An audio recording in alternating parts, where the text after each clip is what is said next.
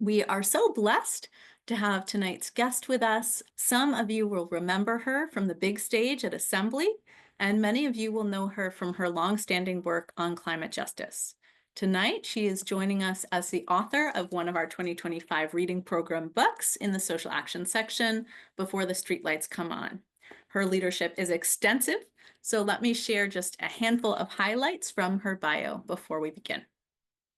Heather McTeer Toney is currently the executive director of Bloomberg Philanthropies Beyond Petrochemicals campaign.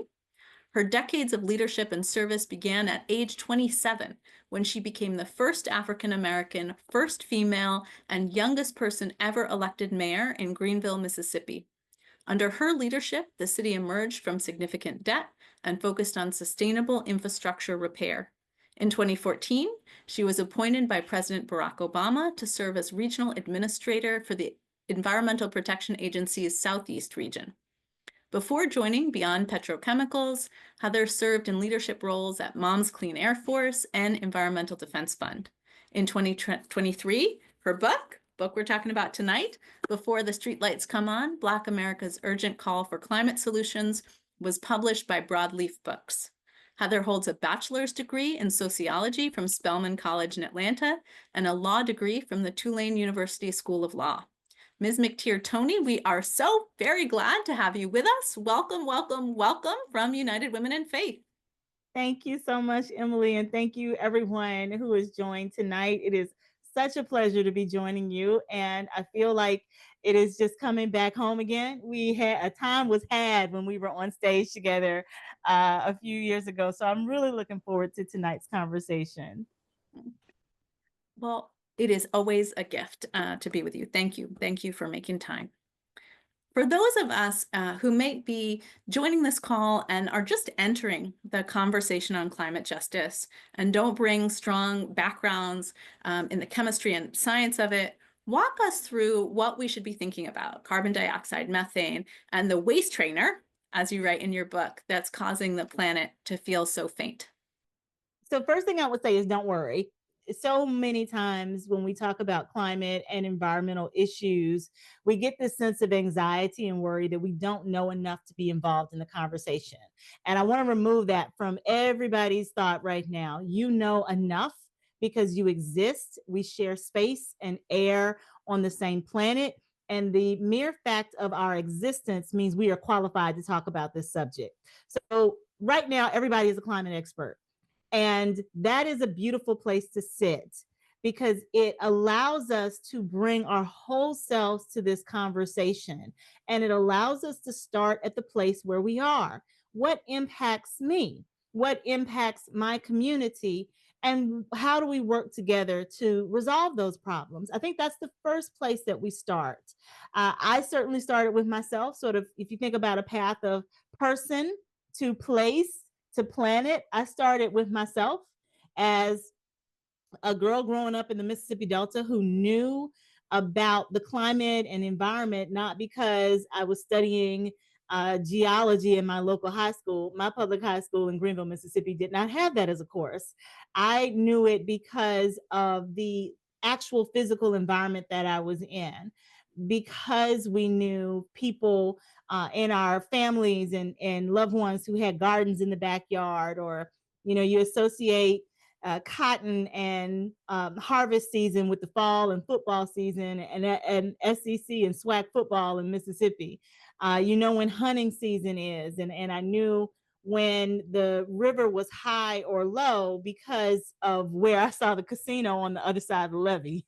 And these were the practical things that folks just sort of understood, but did not quite connect to climate and environmental injustice that were happening in our community. So in the same way that I would think about that, it missed me sometimes that I knew and I can remember people who would stand out into the soybean fields and cotton fields and held up flags because they were the flag people when the crop dusters were flying over, and that people were actually being sprayed with toxic chemicals on an ongoing basis. That never clicked to me that that's actually an environmental injustice, that people around my community and really all over the country, especially in impoverished communities we're dealing with. So that was my place of starting at the beginning. And it was my place of connecting dots of how many different ways I, one, already was connected to these environmental issues, but two, the places where we were ignored. And it created not only a deeper love for community action because I am a recovering politician. If anybody doesn't know, and I say that with all the love because I still love to be very involved in local work, but I'm not running for another office. So I am a recovering politician and a person, a woman of faith. So those things can never be separated from me. It's who I am. And it is what brought me to this space and to this work. So that's sort of how I connected a waist trainer, honestly, because that's something that I know of. You don't have to raise your hand if you're in that community of folks that every now and then we see the summer coming and want to fit into that nice little sundress. And so when I was thinking about how do I understand what is happening to our planet, because there were all of these numbers being thrown around and all of these ides, carbon dioxide, anything with an IDE or a ist on the end seemed to be so far detached from my hometown of Greenville, Mississippi. I need to know, what did it mean? What did it mean when we talk about the planet warming at 1.5 to 2 degrees Celsius and that being harmful to us? What did that mean to me? And what did that mean to the people that I love? And so, as I began to read and understand, and also have to explain it to my community, um, I said, "Oh, this is like what happens when we're all out here in our waist trainers running around the track trying to lose those extra few pounds to get ready because we want this short-term solution." The issue of emissions, gases that are in our atmosphere, and one of the most dangerous ones, methane, it forms a layer around our planet. And that layer causes us to hold heat on our planet the same way that that waist trainer holds the heat in the area around your tummy or your thighs. And then it creates extra layer of moisture and sweat, which is really just the water that you're getting rid of. And you sweat it all out. Well, that's what was happening to our planet. We were putting a waist trainer on ourselves, and still do so in the form of greenhouse gas emissions. And those greenhouse gas emissions are what's causing us in this scenario to not only see extreme weather events and the extreme heating of our planet, but those rapid results that we think we get from industrialization and we think we get from putting more and more emissions into the air are really harming us. The same way that I love a good exercise, but it does something to our internal organs if we keep it tighter and tighter and tighter, if you never take it off. So that was one of the many ways that I just said, I got to figure out how to understand this for myself, understand it in a way that I could share it with people, and then really remove so many of the stereotypes around people who look like me in climate action. And that's really sort of how I got into not only writing the book, but having a lot of fun and real conversation with people who were in the same place that I was, and just trying to figure out where our place is in it. Yeah, I love that. You are such an expert and so gifted in your communication in helping make these concepts that can seem so abstract feel concrete, feel real, feel relevant to everyday life, to communities, to families, to why does this kid have asthma? What is the dust film on the windows? What's going on?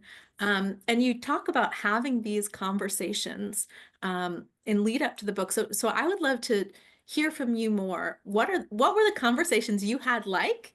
And what are the conversations that we should be having? How should we be talking about this? How should we be organizing around this? I think that is it, it again, it centers right where we all start. which is what's important to us. And I started so many of these conversations, and I don't even want to say start, they're all ongoing conversations of uh, seeing where people are in the moment. So I give one example is in the book. I talk about when I was at EPA in Region 4 and the work that we were doing in Alabama, and how I would go into the community to talk about where we need to do some reclamation of property. And people were just like, okay, are you just another government person coming in here promising us the same old, same old? What are you going to do differently? And it was not only authentic from the people I was talking to, I wasn't any different from any other government official that had come in. Um, they had with them pictures of loved ones that had died from cancer. They had existing maladies, existing chronic disease. And so they didn't need another little girl coming in there just telling them, oh, here's what we're going to do. They didn't have time for that. So I wrote in the book about one particular interaction where I was asked, could I come in when nobody else was there, not with any other staff, not with, entourage of Congress people or press, just to come through one day and to see if I could see what they saw. And on a trip to Atlanta, because I was driving from Mississippi, I had to drive through there. I went through this neighborhood and I saw the railroad cars that were sitting on the tracks next to their community, uncovered and sending over all the dust into the community. I stopped and sat on some front porches. I went to the person's house that said I wasn't going to do anything, and I just knocked on the door and to see if they were there and come up. I went to playgrounds and I saw the kids who were outside playing, but I also saw that little sheen that was on the sliding board, that when the child went down the sliding board, they went down the first time, you could see like, oh, there is a clear little layer of something. I felt what it was when you have like the little prickly dust on your skin. So I knew what they were saying was real. And when I had the next conversation with them, I asked them about that, not about whether or not they thought we were all going to go to hell in a handbasket because of climate change. I asked them about, tell me about this dust that's out here. Um, and I went, because I'm from the South and because we sort of know just that you can just talk to folks and you don't have to use specific language. We talk in the language of the land. So if it's we're coming from an agriculture space, then we talk in that terms. If we're coming from a faith space, we talk in terms of faith. But when you talk to people in the language that they understand, you get the information that you need to know. So that's the space I encourage everybody to start from. So often we value the wisdom that comes from the PhDs at some of the best universities in the world, and we devalue the expertise of the lady who's lived on the same corner in the same house for over 50 years.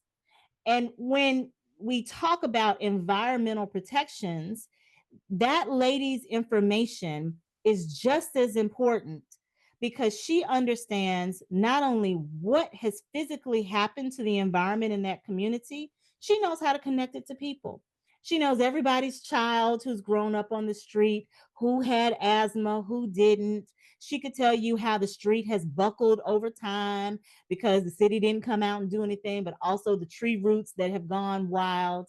She can tell you who's been off sick from the plant, who died, because 9 times out of 10, she had to make the pan of dressing for the repast. So she knows the family. She can tell you um, how the plant has changed over years, who's been fired, who hasn't, what really happened at that fire that they had at the plant and nobody, they all swept under the rug.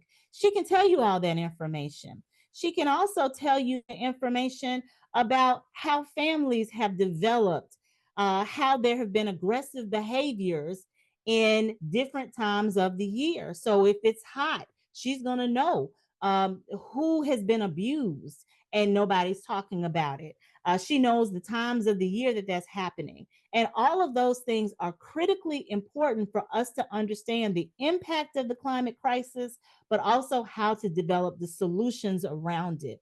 So these conversations are important every single day. I think that the climate crisis has made the nosy neighbor now important. And yeah, I say that with joy because these are the places that we need to at least begin to bring the information together so that we can validate what these solutions are and why we need to go after them. You know, we can validate and say we don't need another petrochemical or chemical plant in the neighborhood because we know for a fact that it has caused such public health harm that we're now not seeing the real opportunities within the next generation. We know they haven't gotten the jobs and they live there. We know the people who are educated and we know the health harms. So bringing these pieces of information, even starting around a kitchen table with a simple conversation of who's itching because something was released last week leads us to these solutions. And I think that's a place that we miss, but we should really delve into. I love that. And honestly, this was one of my favorite parts of your book. You talk about visiting folks on the front porch. And then for those who are following along, I'm looking at page 62. You say this, that you're listening, you're in conversation. You say, we spoke the same language, people. I was able to deeply feel not only the concern that they had for their health, but their concerns for their children's health, for their neighborhood, and for their economy. The experience allowed me to hear their dreams for a better future. And I loved that because I think so often we're taught this kind of top-down method that we're going to go to communities and we're going to tell them some information and we're going to persuade them. And then, the listening never happens. And that breeds the kind of distrust that you encountered, where people think, you're just another politician, come to like give me your spiel and go. So I love that. I feel like that's a real valuable lesson for us in organizing whatever we're organizing around. Absolutely. And it's natural to us. It's natural to want to talk about the things that bring you joy that you're concerned about, to excise the human emotion from the climate crisis. It is to take away the elements that are so important to us, is the reason why we should have those conversations. And we do need to talk people. We do need to talk in regular language to demystify climate, Mm. to demystify the things that the society is telling us is too big to do. And one of the reasons why faith is so important to me, and I wrote a whole section about this, and it was actually a little controversial, believe it or not. It was one of the things that I said, no, I have to write this because it is part of who I am as a person, but it's deeply embedded in my belief. Um, there are things that can be so big that in the human mind, it seems like we cannot do it. It's just too big, it's too insurmountable. The odds are so great against us. There's absolutely no chance that we could win on this, that people then can easily ignore it. And the climate issue and crisis is one of those things. It's one of those things that we have made to be so huge, and you need so many degrees and you need so many levels of understanding that it's not even worth it. And I push against that because I think those are just the exact type of places that people of faith show up and show out. Because that's the type of energy that we have when it comes to saying, no, no, no, but we have something that we can rely on that goes against the odds, that puts the super on top of the natural, that says no, we can figure it out, no, we can have a little bit of faith and we can keep on going one more day. This is the type of space and action that's needed right now, and it's an ability to bring people together to find solution, stop problems from continuing to happen simply by talking in the language that we talk to each other every day. Yeah. So one of those chapters around talking people that really also touched my heart was, too hot to learn, too cold to care. You talk Mhm. about the huge inequities in educational infrastructure, in actual school buildings, right? Who has air conditioning? Who doesn't? Who has mold? Who doesn't? And how that relates to racial justice, educational justice, climate justice, the intersection of all of these pieces. And that is a really important intersection for us at United Women in Faith as well, because these are our two core campaigns, right? Interrupting the school to prison pipeline and just energy for all. So can you talk more about that intersection, educational justice, climate justice, racial justice? Absolutely, because it's critical that we understand the impacts of on education and that we don't exclude environmental issues and toxic chemical issues, the role that they play in the education of our children. And there are numerous studies on this, but one that I found particularly interesting was looking at the impacts of heat on test scores. So, children who were in environments of extreme heat, or let's just say climate impacted environments, or sitting in a hot classroom trying to take a standardized test, performed poorly, whereas students who were in a more controlled environment performed much better. Well, it doesn't take a rocket scientist to know that the children who are in classrooms that don't have good ventilation, that don't have good infrastructure, and are impacted by climate changes are doing worse. And those scores are showing up worse. So, regardless the amount of resources and really pouring in of resources, if we're not addressing the problem or including the issues around climate change and environmental infrastructure, then we are missing part of what happens with these young people. So it is in the areas of Texas and Louisiana where you have both, where you have multiple layers or a cumulative impact. You've got toxic chemical plants that are located right next to elementary schools that are pouring out pollution that are impacting these children and their learning. And then we add to that that they're in an environment where you have extreme weather that's coming in time after time after time. So storm after storm is hitting an area. And then on top of that, we have economic depression and poverty. So if we're not addressing the core issue or just saying, well, this is just an education problem, the children can't learn. No, part of it is an environmental problem.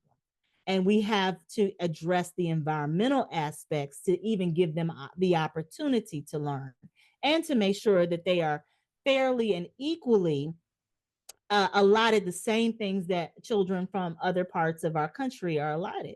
It's the reason why when you look at a school board or a park commission or tree commission, I say all the time, don't just limit your engagement to one particular area. We don't want to have a space where the environmentalists are only on the park commission.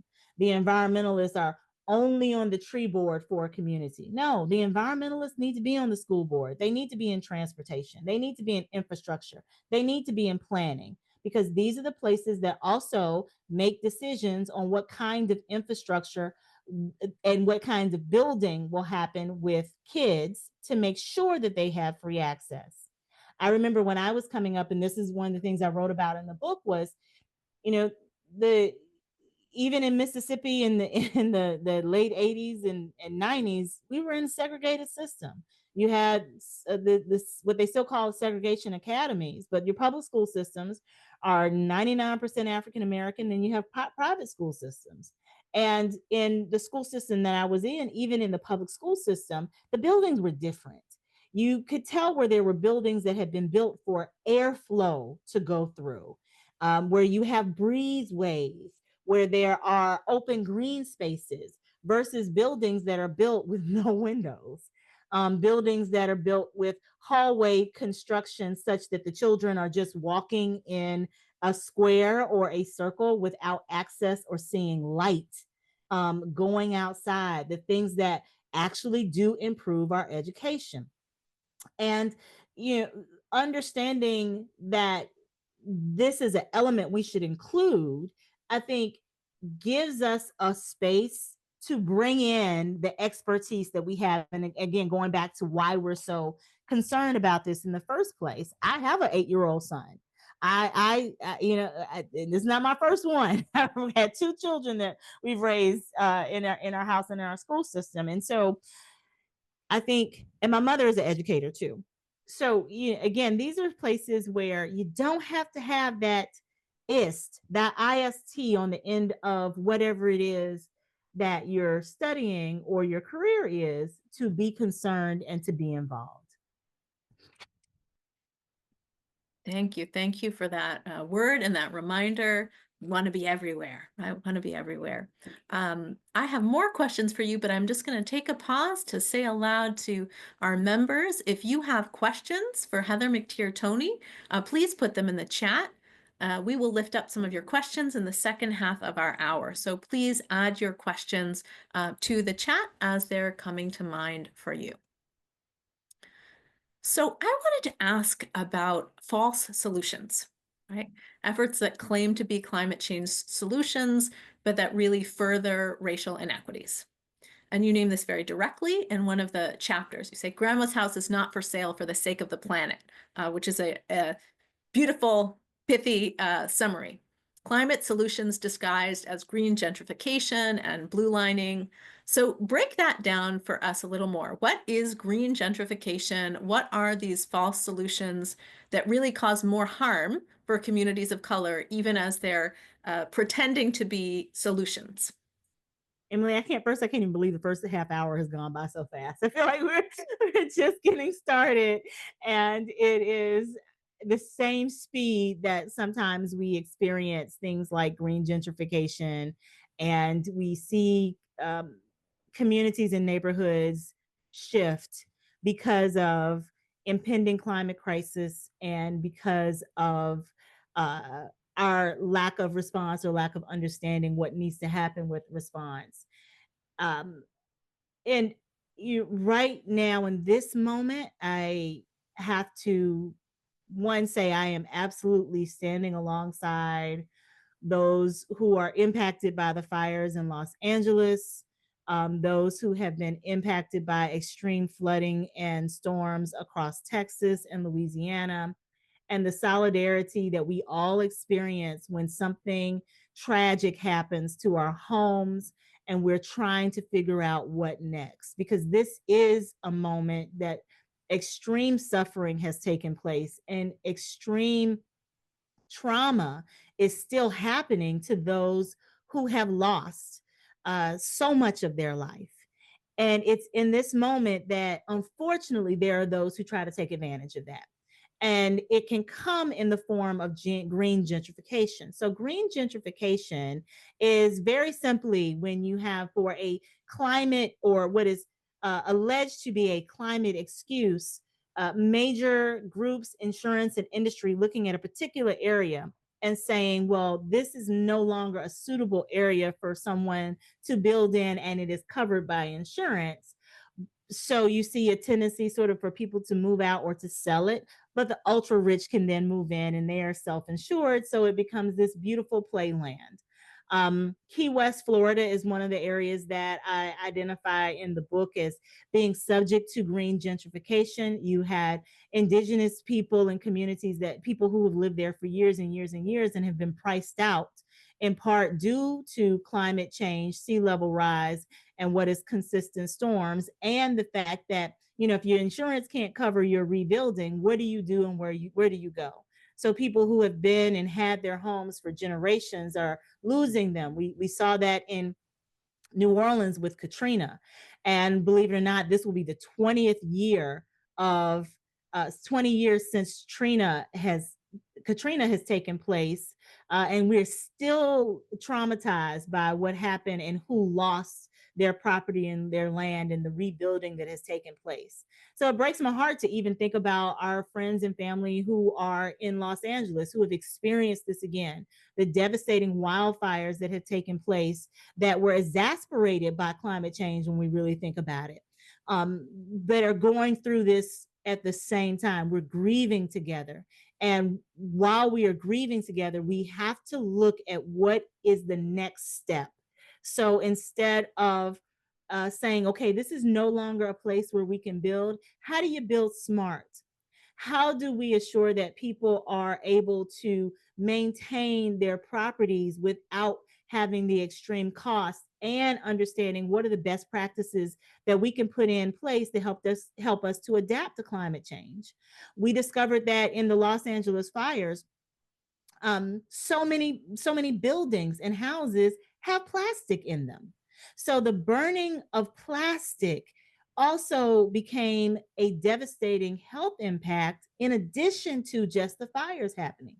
And we look around our houses right now, and as we try to take personal accountability, and I definitely support everyone who seeks to take personal accountability to reduce the usage of plastics and petrochemicals in your livelihood. We also have to put accountability on industries that continue to put these things into our building materials, into the rugs, into our flooring, into all of these aspects, so that when they do burn, if like what happened out in California, we're now dealing with a whole nother issue of what's in the air that we're trying to breathe and we're trying to clean up.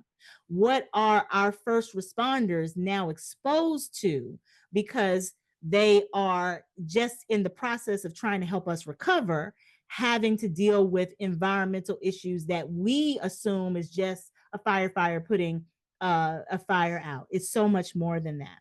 So, in that particular section, talking about green gentrification, blue lining, which, if you're familiar with the term redlining, that was used around housing back in the 40s and 50s, really as early as the 20s and 30s. It was the way that the insurance companies and the housing mortgage uh, areas of the country and banks identified areas that they would not fund. They would not do a mortgage in a red line community, and those communities were communities of color. Blue lining is something very similar, where the insurance companies say these are areas that are going to eventually be impacted by flooding. So it does not make sense for us to insure this area that is going to be hit by a flood. So it's the blue line around the area instead of the red line around the area. And even all these years later, guess what? It's still communities of color. There's still communities that are already overburdened and over polluted. And these are the same communities that, even if they want to try to rebuild with sustainability in mind, with best practices in mind, they're going to run up against those same brick walls of getting insured, of getting national flood insurance maps that cover their area. Some of the basics to home ownership, and that allow people to build wealth for their families. So, knowing and understanding this, one, means that we collectively have the power to urge our elected officials to create policies that protect people, but also stop allowing industry to just run roughshod in places like insurance. We need to engage with our insurance commissioners just as much as we engage with our senators and our state representatives. So we have a power here to let them know, hey, we want to make sure that if this chemical company that you all want to put into this community, you're letting them come in here, and they don't have to do the same things or have the same kind of insurance that my cousin who's been trying to buy a house for years is trying. Like, why are we competing with major industries for the same basic right, which is to be able to have access to our dollars to do and build in a way that is sustainable, that is healthy, that is safe, that is promotes the freedom to exist in our society. Thank you so much. We have a handful of questions that have come in. So I'm going to I'll lift them up a couple at a time for you. So M.A. Hastings writes, has there ever been instances in which the core principle of least restrictive environment has been used to help address the restrictions that poor environment imposes on a child's education?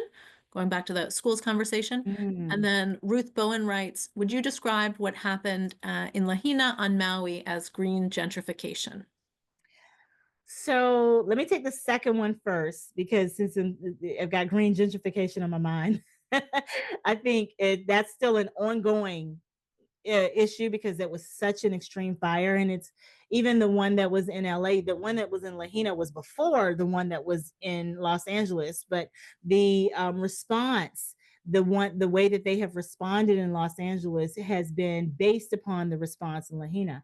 And so the Environmental Protection Agency, there was they send out crisis response teams, and the process of just cleaning property and giving the property owners access to that property is one of the things that people consider when they're trying to understand, is are we experiencing green gentrification. So I'd say not with a complete yes or no, because I don't think I have enough information to say yep that's it or no that's not it. I do think that it is critically important right now for people who are in that space to ask the questions of how are we able to rebuild? Do the people who were there, have the same access and ability to rebuild in a sustainable fashion? Not just back the way it used to be, because that's another thing that we sort of push against all the time. If you build back to what it was, you're never going to get to the sustainability that you need to have. So, asking those questions, can the person who lived there in the house that was burned have the same access to resources to be able to build in a sustainable way as the person who never existed there at all, or who was trying to come in and buy, or the industry that wants to move in, or the hotel that wants to go there? And that's the thing I think we have to ask as a question.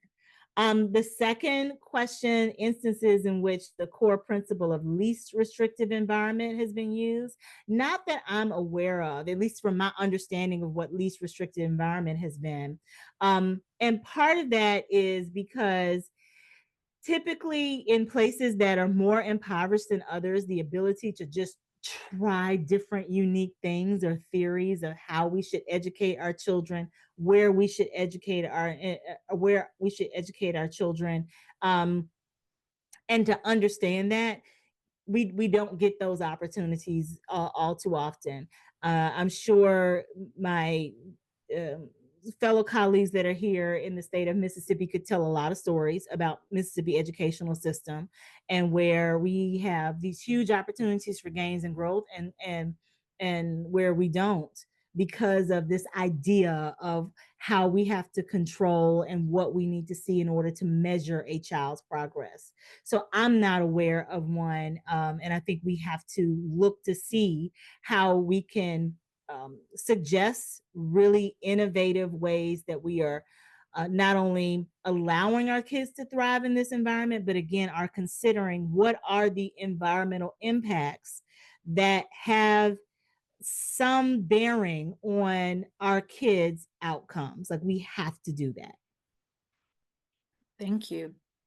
And I want to lift up a second set of questions. The first comes from Pam Marshall. She says, thank you for bringing up the climate justice, racial justice dichotomy. Do you see progress for Black Americans? And if so, what progress has been significant? And then Cynthia Holland asks, what policies do you think are most crucial for mitigating climate change's impact on marginalized communities? So the first one, Pam, to your question, I would say I saw progress all over the movie screen when I went to go see Sinners, not once but twice. And if you have not gone to see Ryan Coogler's new movie, I definitely highly recommend it. Yes, it is about vampires and Black people in the Mississippi Delta, but I promise you it's well worth it. The reason I bring that up is because I think um, we are really beginning to see more of an inclusion and understanding of environmental justice as not just a Black issue. So stick with me here for a second. For so long, Black people were fighting just its civil rights, just to have a recognition of environmental justice as a justice issue. And it is a fundamental civil right. And when we talk about environmental injustice and environmental justice, it is having access and being treated equally. The problem is that Black people and Black communities have been treated unequally for so long and have been left out of so many resources that it creates a disparity. And the disparity is what we are trying to correct. But the environmental justice means that everybody has access to clean water, clean land, clean air. Everybody, regardless of who you are, because those are the things that you need to live and exist as a human being on this planet. So to see now that we have conversations and we are included in how we think about climate solutions, and that was really the purpose of how I wrote my book. It was to show that even in the Black community, where so often people try to say, well, how do you have time to talk about climate change when you're dealing with police brutality? Or how do you have time to talk about climate change and we have got such poverty? Or how are we talking about climate change and we have so many educational disparities? The number of times that I've heard people say, Heather, we don't have time for that. We got other stuff that we have to worry about. It to see now that people are getting and having the conversation like we're having today, to realize that it is an underlying issue. We are experiencing some of these things in part because of the disparities that have been placed upon us, and we have to address these disparities in an equitable fashion. So it is saying that we must acknowledge that within police brutality, when you look at when these things have taken place and how they have taken place in the spaces they have taken place, is because people are hot. It is in part because we have had so many issues of warming and human nature. What happens when people are hot? The climate continues to heat up, and social behavior, we want to disconnect the two, but they've never been disconnected. We want to disconnect the impacts of and the high rate of asthma among African American children without addressing the fact that African American children have been systematically placed in infrastructures in school where you don't have ventilation, in projects where you have people stacked on top of each other with bars on the window and no ventilation or air systems, such that our elderly and senior citizens can be sitting on the 15th floor of a building in Chicago and die of heat stroke. So these are the things and places that at least now we're having the conversation and we're listening.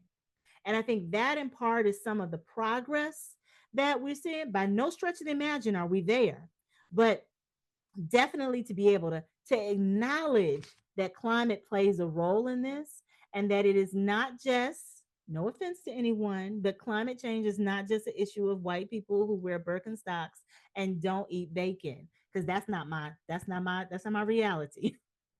It is, I can see myself in this climate. I can see myself as an environmentalist. I can see myself in community with everyone. And to me, that is progress that we need to really lean into. Right. I want to lift up two more, another pair of member questions. First comes from Fran Lynch. What about low-income families already living on land that really needs to be cleaned up because of their proximity to a factory or previously polluted land? How do we help them? And I think referring specifically to brownfield Superfund sites, petroleum brownfields. First question. And then a second question from Rosie Taylor. Would you talk about the recently identified relationship of chemicals used in plastics to heart disease? Love both of those questions. Thank you. The first question, I'm thinking about a recent Fifth Circuit court decision. And this was really big because in Louisiana's St. James Parish, the Fifth Circuit recently decided that a few community groups, I think it was Trinity Baptist Church, St. James, Rise St. James, and one other, who had sued their local council for environmental racism. And originally it had been kicked out because they said they did not have standing, and that the time had passed. And it was based upon the fact that these communities, faith based organizations, had been discriminated against because the local council had allowed the permitting of toxic pollution entities to be located on their properties, but had not allowed the same thing, had denied the ones that had happened in white communities. Well, this is important because the Fifth Circuit is notorious about not granting things that are on the side of equity and justice. At the same time, they said that there was a religious aspect of this that they had to deal with, and that they had to understand. There was no way they could get around the fact that there was such a disparate treatment in the permitting process. Now, I raise this because the question is, what do people who currently live on um, polluted land, like what can they do and how do they engage? And I think it's so important to realize that some of the local pathways, permitting processes, starting at the local city council, land use, these are ways that you can actually go in at a very local level and say, we have a problem here. Understanding what is first in the land. So if it is toxic, there is a polluting company. Monitoring is very important. Being connected to understand what the state is monitoring, what they're not monitoring, and whether or not it's being enforced. That's something everybody on this call can do. You can find out what's happening in your local community and what your local state environmental agency is monitoring. I will say too that that's something that's under attack right now. So it's very important that we do all that we can to acknowledge the importance of having air monitoring so that we know what is being polluted in and around communities. But also, don't forget the local people. Go to those city council members, to those county councils, to see who is permitting the companies to be on the land, who is getting the tax abatement money from the local community that is going to pay for the plant expansion. Because if a plant is not only existing and polluting in a local community and not being held accountable, they're going to keep doing it over and over and over again. So there's got to be some, awareness of what's happening, but also accountability for the local officials who, again, pass a tax abatement um, uh, ordinance. And if you don't know what that is, that's simply when a corporation comes into your local community and says, we're going to create 100 jobs, give us 3 years to not pay taxes so that we can pay so you're going to get the benefit of these 100 jobs that come off. That's 3 years that the tax money that corporation would have been given to the city or the local government is not going to the school system. It's not going to police and fire. It's not going to the public safety. And those are your tax dollars. So these are ways, and I think opportunities that someone who is living in a space that is currently polluted, you can push back. You can hold them accountable through your local officials. And then the next piece, there was a new study. So thank you for raising this. I'm so glad. I know we're gonna get a chance to talk about this. There was a study that was released just yesterday that talks about this relationship between chemicals that are in plastic, petrochemicals. And if you don't know what a petrochemical is, it's real easy. It's just a chemical that's made out of oil and gas. It's what it says. Petrochemical. It's the building blocks for plastic. So every piece of plastic has some petrochemical in it. But there was a study that actually shows and links the level and rates of heart disease that come from the plastics that are used. It actually elevates that. And I'm gonna find this link before we get off of here and drop it in here, because this is the kind of information it's really easy to see. In fact, you can go to beyondpetrochemicals.org or on any of our social media sites and see this active today, because it's the kind of thing that you should sit with, right? And look into, to understand the impacts, again, on the individual and what we are doing, but also to realize it's not just a personal accountability thing. This is not something that we fix just by not drinking out of a plastic straw. This is something that we fix by requiring corporate accountability to reduce the toxic chemicals that are in our products in the first place. I will add one more thing, because it's another passion space of mine. I think, again, first person, um, how many toxic chemicals as a Black woman I was exposed to just through hair products. And I wear braids. My hair is natural. I don't have chemicals in my hair. But I remember, and I wrote about this in the book about getting a perm as a little girl. I remember sitting in the beauty shop all day long because as a child, you were never gonna be first in line. My mama dropped me off in the morning, and then she picked me up that afternoon. And I couldn't wait to get a perm because I hated sitting for a press and curl. And that's where you have a hot comb that's sitting on the stove and you have to actually get your hair pressed out. Whew, I had the most sensitive scalp in the world, if you ask my mama, but she did not care. So I was really excited when I thought I was going to go get a perm. And I sat there for that perm and it burned my hair. And I kept going back because I wanted straight hair, but I remember my hair falling out.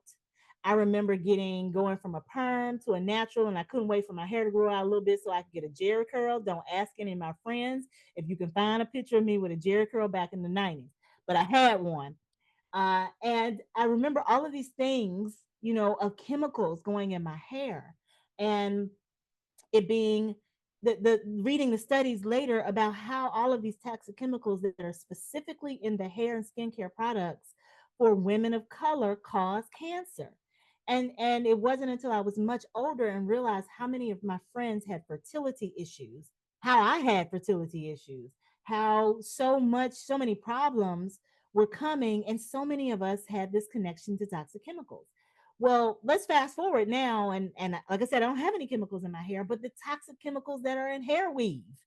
Now we're with the way that we are learning about what is happening and where there's a presence of petrochemicals and toxic chemicals that do impact us is ever growing because we're constantly studying it. At the same time, we're constantly innovating. I ran up on a company that was a is a it's a minority women owned company that's making hair braiding hair out of plant fibers, out of banana fibers. That is a beautiful thing because it shows innovation, it shows opportunity, it shows that we don't have to sacrifice the beautiful creativity of our hair. We can enjoy it whether we want it straight, curly, whatever it is, and we can do that without being poisoned. And it's not just for women of color, it's for all women.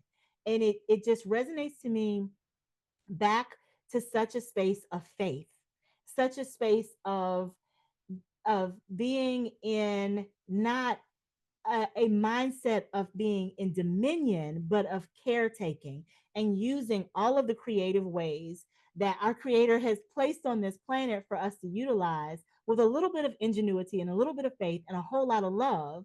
We can actually solve climate crisis and improve our families all at the same time. So those are like the little things that give me hope. Sorry for going on and on about this, Emily. I know we're running out of time, but it's a passion place and a place where I think we have an opportunity as people of faith to show up and say, there's always something else. But if you just have a little faith, if you just believe a little bit more, then we can get to the place where we need to be and where I think God ordains us to be. Well, thank you for that word. I could talk to you day and night, but we are approaching the end of our hour. So I just want to ask a final question for you. And then United Women in Faith members, stick around. We have a couple calls to action to close out our time together. But my question for you, we are 200 something people on this Zoom, 200 something of us here, mostly women of faith who share your commitment and share your passion. What is your charge to us? What should we be doing? Keep loving. That's the center. That's our commandment, and everything centers from that. Someone asked me, "What do you do when you want to throw in the towel?" Because there's so many places in our society right now where you want to give up. You just say, "This is it's too much, and I'm tired." But I have to push back and say the towel is not yours to throw in. You throw in the towel. Somebody said to me one time, you want to throw in the towel and God will throw the towel back at you with a Gatorade and say, keep going. And that's the spirit that we should be in, not one that we give up and that we recognize that there's so much more that is called to do. So my call to action for everyone is to identify that space where you can dig in. Start personally. What right around you And you can just stop and look around you right in this moment. What around you is important? What ties to your work? Whether it is a Bible in your hand or is a plate of food that you just finished cooking with such love. What is the thing that ties you to this space? And then figure out from there, how do I engage? What is important to me? My important thing just walks in the door. Come here. Because I see you over here. Literally just walked in. So wave and say hi. So that's a perfect ending. That is my important thing. That is what draws me to this. And I think everybody, if you find in that space, that's where you start. And you'd be surprised how much you can get done. Thank you, thank you, thank you for being here, United Women in Faith members. Please join me, put love in the chat for Heather McTeer Toney. Shower her with your words of gratitude and of blessing. The work she does is not easy.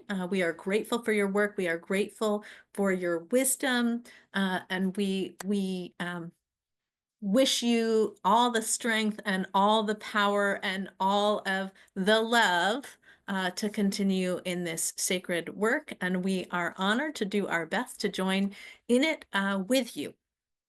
And we hope that you are ending this session fired up in the best way possible, fired up for climate justice, maybe also fired up for the reading program, hopefully for both.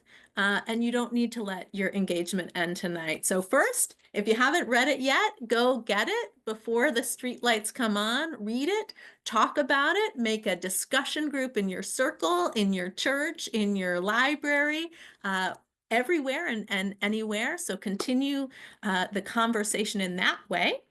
And here to tell you about additional next steps and engagement opportunities with us, with the United Women in Faith through the Just Energy for All and Climate Justice campaign is my colleague, Ilka Vega, Executive for Environmental and Economic Justice here at United Women in Faith. So I pass it over to you, Ilka. Thank you so much, Emily. Hi, everyone. Heather, thank you so much for your insights, your love, and your passion. I think we're all fired up, definitely to take some action in our communities. And I love your invitation to use ingenuity, faith, and love to seek together solutions. And so I'm gonna write with you all in the chat some opportunities to take action together today. And I'm also going to share my screen and share there's some resources. I want to invite you all to put into action some of what Heather has invited us to do and recognize that we're all experts in our own communities and that we need to see these connections of working for climate crisis and how it contributes in many instances of issues of racial justice. And that's why it's so important. And it's in many ways a manifestation of racial injustices that we have perpetuated. And without people of color being in these conversations, without community members like you all, bringing your expertise, bringing your love, your faith into the climate movement, we can't achieve the climate solutions we need. And so we need you all taking action, sharing, talking with your legislators. I'm sharing here an opportunity to ask for climate just legislation.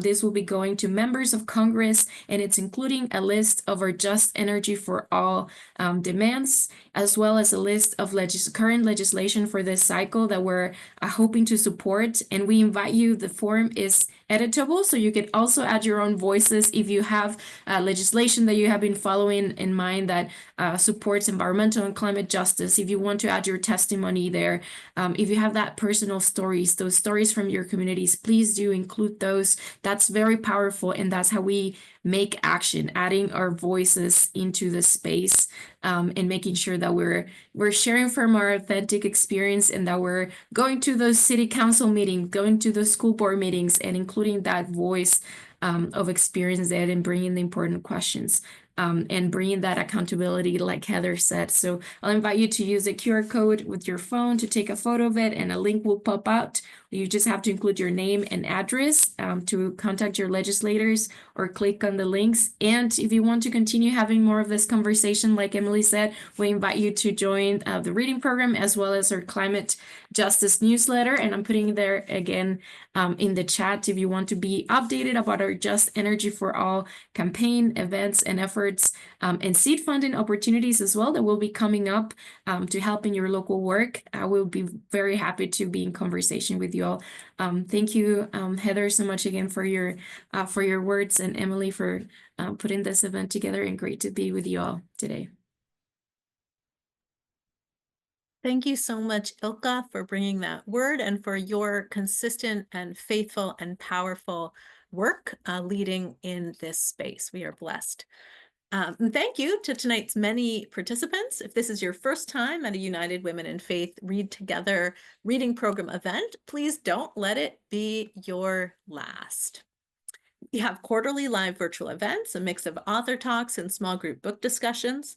If you'd like to receive invitations to future programs, please opt into our reading program mailing list or join our UW Faith Digital Reading Enthusiast group. And most importantly, please participate in the reading program, where you can discover and share wonderful books like Before the Streetlights Come On, and so many others in the areas of spiritual growth, social action, leadership development, education for mission, and nurturing for community. You can complete a plan at any level and submit the paperwork to your district or conference to receive recognition, or go beyond individual participation and start a book group with your circle or in your community so you can read together locally on a regular basis. Hint, this is a great one to start with. There are also opportunities to serve behind the scenes. You can suggest books for future reading programs using the link at uwfaith.org/read, and you can even apply to be a reading program evaluator, helping us build future reading programs in a vigorous and participatory process. However you choose to connect in the future, we are very glad to have shared this evening with you. Thank you again for joining us, and blessings on your week. Good night.